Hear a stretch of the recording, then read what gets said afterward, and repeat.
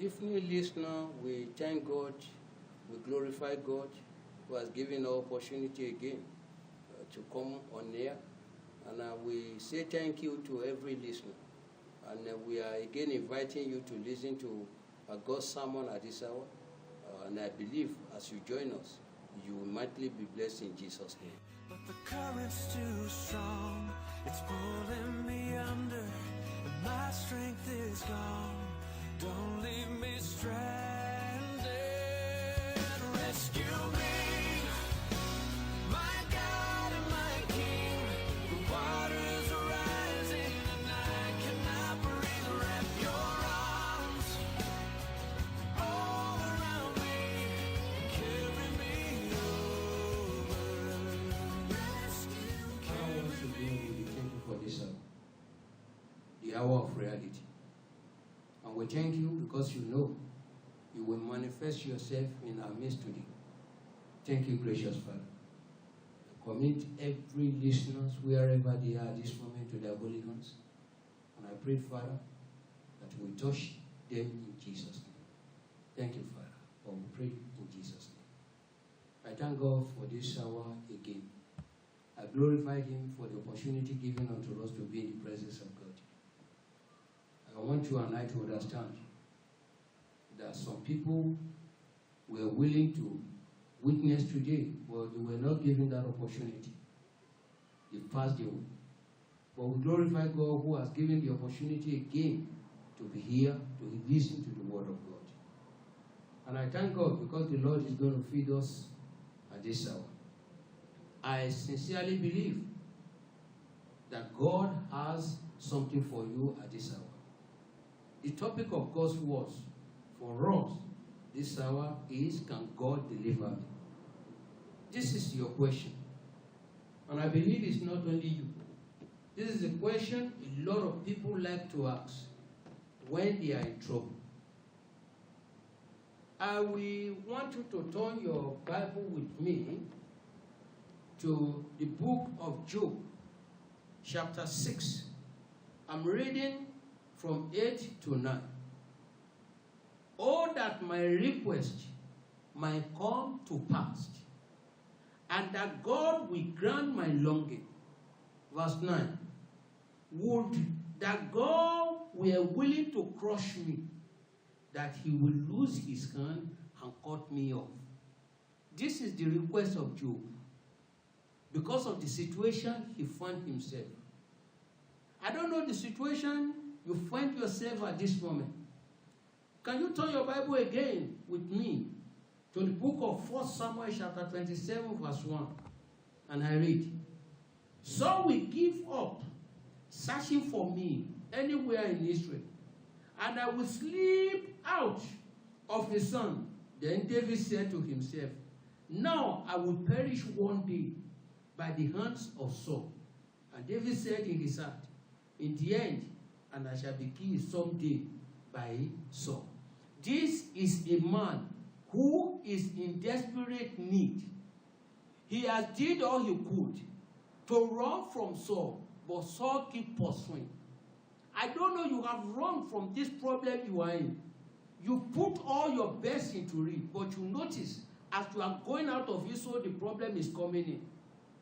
As you are locking the door, so the other door is open again to problem to come into your life.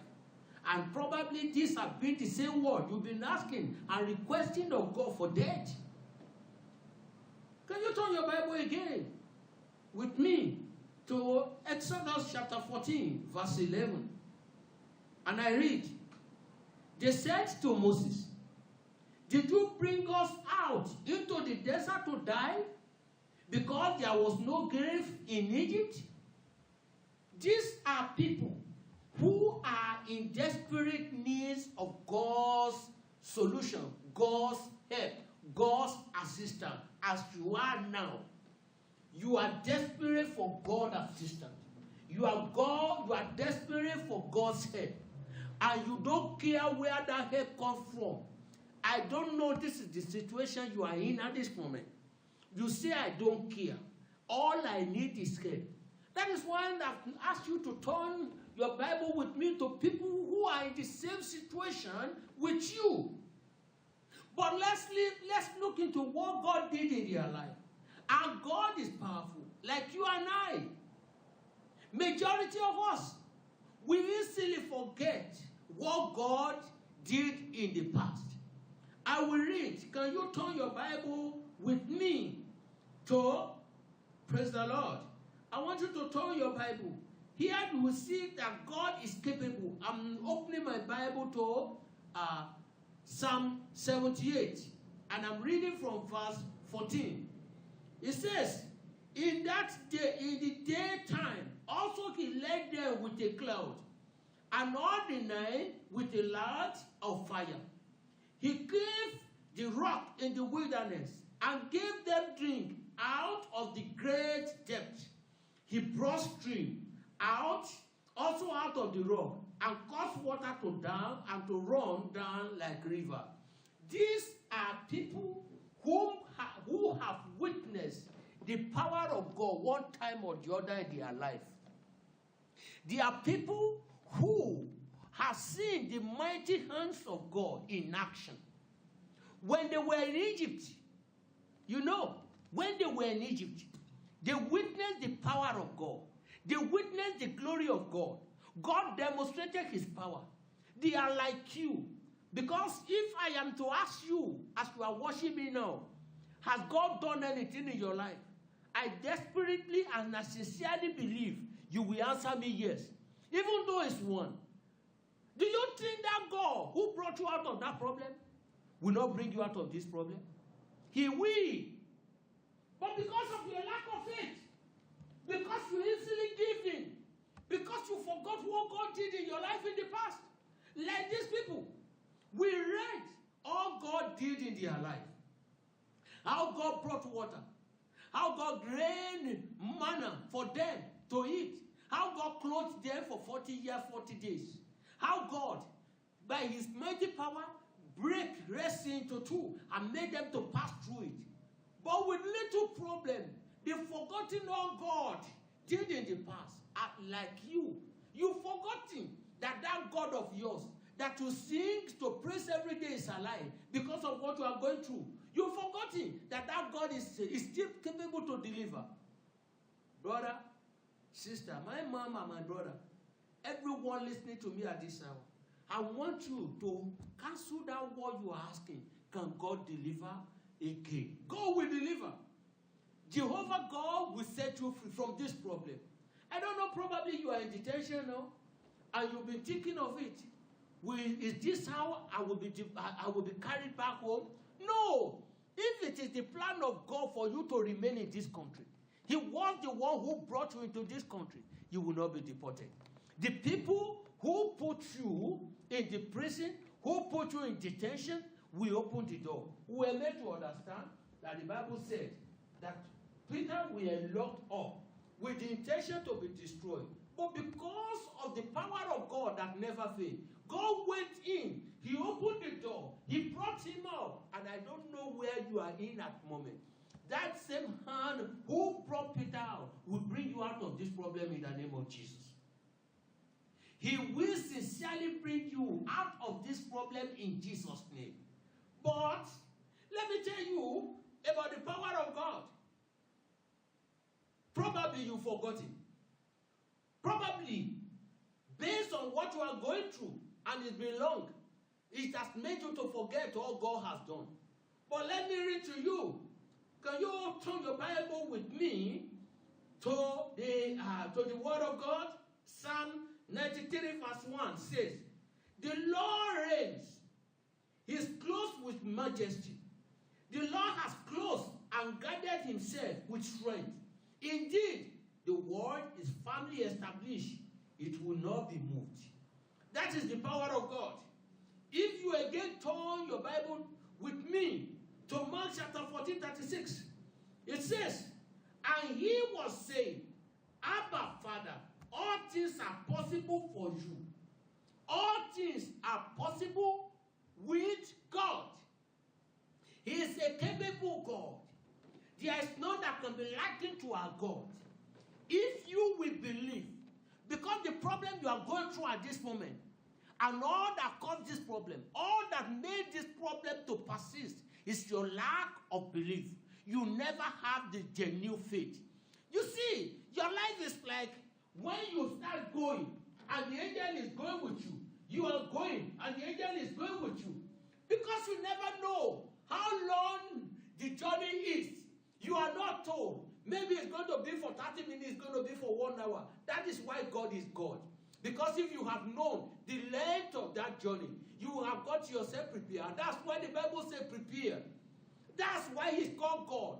God will never tell you the beginning of a problem and the end of a problem. That is why he's God. He wanted to test you. When he set you on a journey, do you know problem is a journey? When you enter into that journey, he never tell you when I am bringing you out. It's left to you. And all you just need to do is to have faith in him. Be patient and be strong. Be courageous. The Lord told Joshua, he said, be courageous. God wants you to be courageous as you are going in the problem. And if you are going in the problem, and it's 1 mile, and you've gone, it remains just 2 feet for you to reach where your glory is. And you withdraw because of your lack of faith. You destroy the whole journey. Why don't you have patience? Why don't you continue to tell the Lord, strengthen me, enable my faith, assist me, God. I surrender unto you. If God Jehovah can make David to overcome, if God can make the Israelites to overcome, if God can give Daniel victory in the lion den, I strongly believe, as you are listening and you are looking at me at this hour, God will give you victory. People who said it is over, the same people will glorify God with you. The same people will praise God with you. And I know you will be one of those people that are going to give testimony in the presence of God. You will give testimony. Your testimony will be great. And your testimony will touch the life of other people. At this precious hour, I know it's not over. Because you are not over, it is not over for you. And because you are still alive, God is still capable. And that God will do something great in your life. It is the hour that God wanted to touch your life. But I will request of you. You see, before I continue again, God is requesting you and asking you to do something. You know, at a particular time, when God withdrew from the life of the Israelites, and he gave them to problem. When the people turned back unto God and they cried unto him, God again came, he will come in his power and he will show up. And so exactly I know that God is going to show up in this problem of yours. The name of God will sincerely be glorified in it. But before I round up, I want you to do me a favor. And do you know what that favor is? I want you, wherever you are at this moment, I'm telling you, if you will keep to the word of God, if you will do what I ask you to do, if by the next time you see me and your life has not come with testimony, that means it's not God. But you have a part to play. It is 2 parts. God has got a part to play and you yourself have got a part to play. If God will play his part and you fail to play your part, nothing will happen. And therefore, I'm asking you at this hour, wherever you are watching, I want you to raise up your hands and confess Jesus Christ and say, Father, here I surrender myself unto you. Take over my life. Let this problem be your problem. Let my life be your life. If your life be the life of God, your problem will be God's problem. Raise up your hands and I will pray with you. Father, I thank you for this hour, for this number of people who are watching and who are listening, that have intended to give their life unto you. I pray, Father, that you walk into their life. You will take over their life. Their life shall be your life. Their problem will be your problem. And as you deliver the Israelites and as you are delivering today, this particular individual have witnessed you before. And let him and let her witness you at this hour. Let her life and his life be a testimony. Thank you, gracious Father. I know by the time when I come on air again, you will have testimony to do. You will have testimony to give. But one thing I'm beseeching you from this moment, before you leave home in the morning, I want you to pray. Before you leave home in the morning, I want you to tell the Lord, I surrender my life into your hands. Take control of today. Let me find peace. Raise help He said, I will favor those that I will favor. And you are one of those that the Lord have decided to favor. And I know this week you will be favored. But surrender yourself unto God and pray every day. That is the key to the being a partner to this hour of reality. And definitely I know that the Lord have been meeting with your need through our sermons. And I will want you at any time to get in touch with us if God have been meeting with you during our sermon time. We appreciate you, and we believe God